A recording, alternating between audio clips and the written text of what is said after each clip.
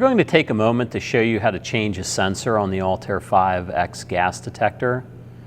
To start out, the gas detector should be turned off. As we flip the gas detector over, there are 4 screws to remove on the back of the gas detector.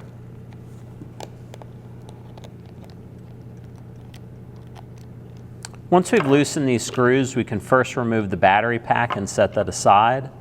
Then we separate the 2 halves of the ALTAIR 5X gas detector.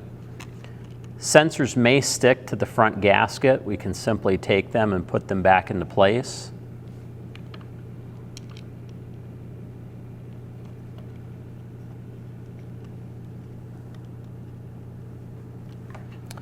If this were the sensor that we wanted to remove because it had failed a calibration test, we'd simply pull out that sensor, set it aside, get a new sensor, and note that the sensors themselves are physically keyed, so they fit in that slot in only one manner. You want to make sure the pins are lined up underneath, push that sensor into place, check that the other ones are snug. We also want to make sure that this gasket is snug in its housing.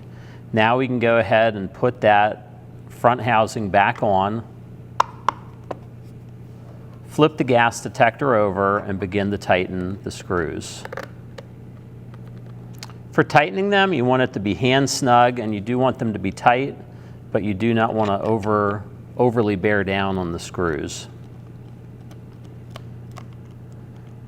And now that you've installed your new sensor, you should turn on the gas detector and take it to the Galaxy GX2 test stand for a calibration.